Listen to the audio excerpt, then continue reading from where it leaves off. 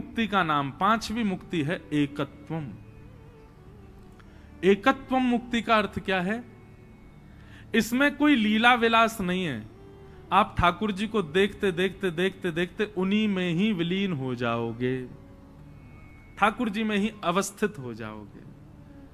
तुम्हें ही देख तुम्हें ही हुए जाइए, लाल दे लाली मेरी लाल की जित देखूं तित लाल, लाल ही देखन मैं चली मैं हूं है गई लाल।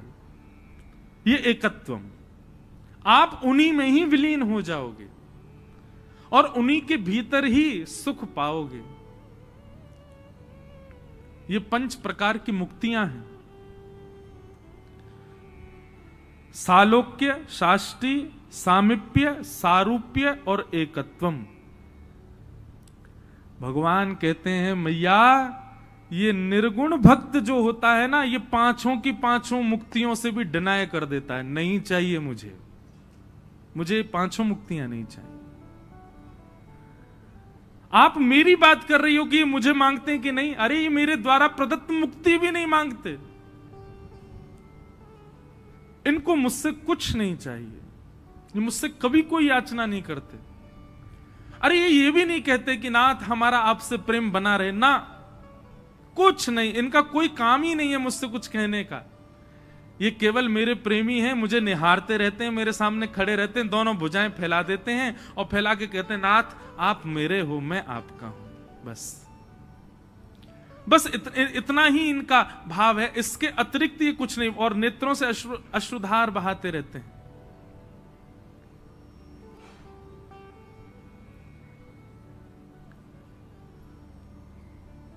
कुछ नहीं मांगते। मैया इस प्रकार की भावना रखने वाले ये निर्गुण भक्त, ये मुझे सबसे ज्यादा प्राणों से भी ज्यादा प्रिय लगते हैं। मुझे प्राणों से भी अति प्रिय हैं ये भक्त।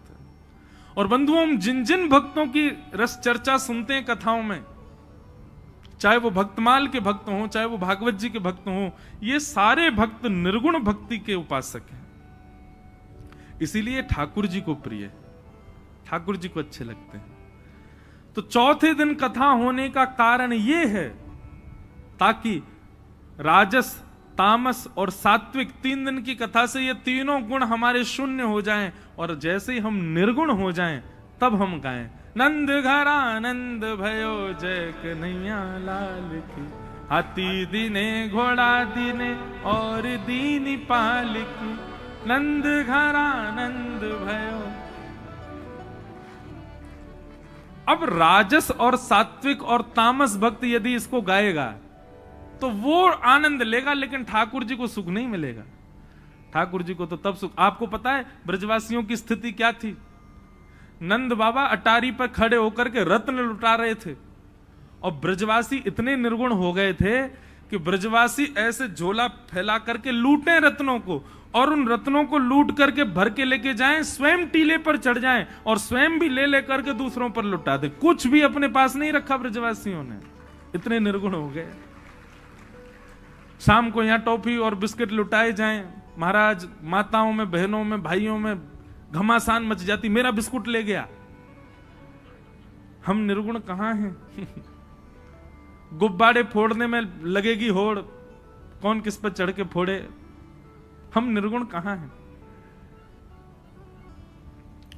वास्तविकता तो वो बीच वाला जो वो है ना यंत्र कैमरा वाला, वो हिल रहा है, इसलिए वो कह रहे हैं साइड हो जा। नेक भैया नेक आराम से बोल देकर कथा में बीच में बोलो वृंदावन बिहारी लाल की। तो क्या बता रहा था मैं? हाँ, निर्गुण।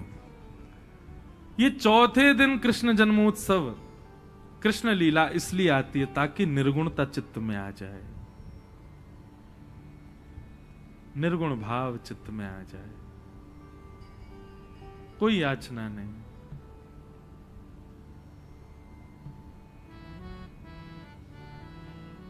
हमारे ब्रज में ताज बेगम आई,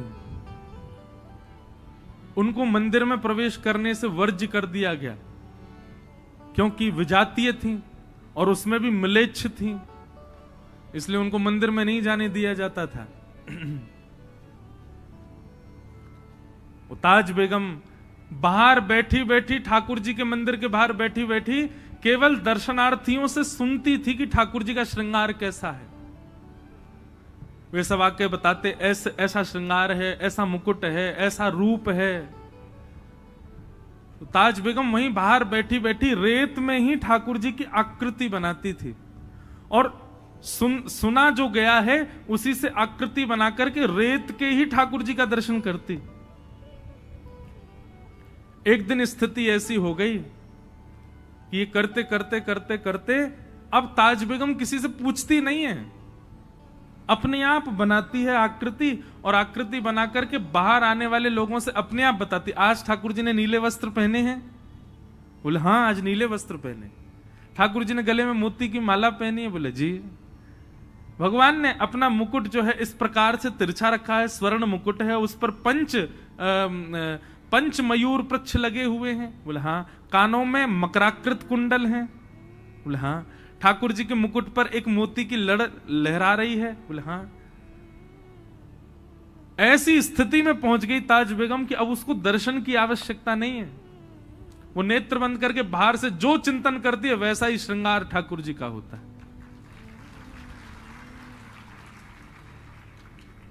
सुनो दिल जानी मेरे दिल की कहानी,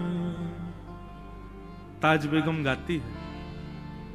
सुनो दिल जानी मेरे दिल की कहानी, तेरे हाथ हूँ बिकानी, तेरे हाथ हूँ बिकानी, बदनाम भी सहूंगी, सुनो दिल जानी। ऐसे ऐसे भक्तों की लीलाएं हैं।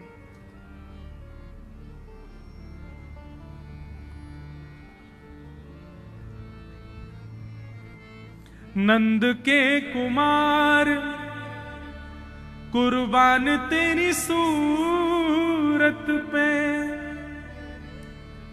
हूं तो मुसलमानी हिंदुआनी हूं रहूंगी, सुनो दिल जानी मेरे दिल की कहानी, तेरे हाथ हूँ बिकानी, तेरे हाथ हूँ बिकानी, बदनाम भी सहूंगी, सुनो दिल जानी।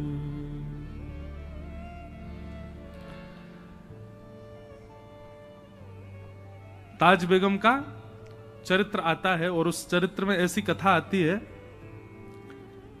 होली का समय और ताज बेगम पद लिखती थी और पद जब लिखती थी ना तो उसको अनुभव होता था, दिखने लग जाती थी वो सारी लीलाएं जो वो लिखती थी।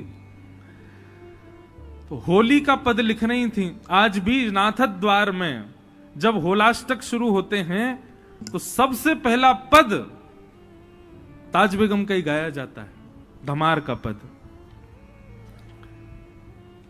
बहोरी ढप बाजे आज पद का प्रारंभ है। मुझे पूरा तो याद नहीं और वो गवेगा भी नहीं क्योंकि बड़ा कठिन है, लेकिन उस पद की खास बात यह है कि उस पद के अंत में ताज बेगम जब पद लिख रही थी तो पूरे पद में उनको सब दिखाई दे गए, सब ब्रजवासी दिख गए, गोपियां दिख गई, ग्वाल बाल दिख गए, गैया दिख गई, बछड़ा बछिया दिख गए, यमुना जी वृंदावन तट दिख गया, ठाकुर जी नहीं दिखे। उनको जो दिखता था वो लिखती थी और लिखते लिखते उनको इतना विरह हो गया कि ठाकुर जी नहीं आए अभी तक। इतना विरह हुआ कि पद लिखते लिखते लिखते अंतिम पंक्ति लिखी रही थी कि अभी तक ठाकुर जी नहीं आए।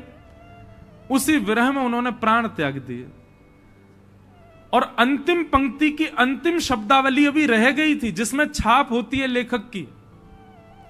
जैसे सूरदास जी के पद आप गाओ तो सूरदास जी के पद में अंत में सूरदास कारी कामर पे चढ़े ना दूज और रंग, ऐसे छाप होती है। कुम्मन दास जी का पद गाओ तो कुम्मन दास जी का नाम आता है, तुलसीदास जी के कोई पंक्ति गाओ तो तुलसीदास जी का नाम। ऐसे ही ताज बेगम की छाप आनी थी, वो छाप वाली पंक्ति लिखनी थी ताज बेगम को, लेकिन तभी उनके प्राण निकल गए, प्राण त्याग दिए, ठाकुर जी नहीं आए पद में। तो कहते हैं आकाश में गर्जना हुई, शाम घटा प्रकट हो गई, और अंतिम पंक्ति पूर्ण करने के लिए स्वयं श्याम सुंदर प्रकट हो गए। और उसकी अंतिम पंक्ति लिखी, निर्तत आवत ताज के प्रभु। ठाकुर जी ने लिखा, निर्तत आवत ताज के प्रभु, मतलब नाचते हुए आ रहे हैं। कौन? बोले ताज के प्रभु। गावत गीत धमार, ठाकुर जी धमार गीत गाते हुए अंतिम क्षण में प्रकट हो गए। बड़ी बड़ी लीलाएं, बड़ी बड़ी आनंदमयी लीलाएं हैं ठाकुर जी, कहां तक वर्णन करें उनका। तो निर्गुण, ये चौथे दिन कृष्ण जन्म होने का तात्पर्य केवल और केवल इसलिए है कि आपके चित्त में निर्गुणता आवे।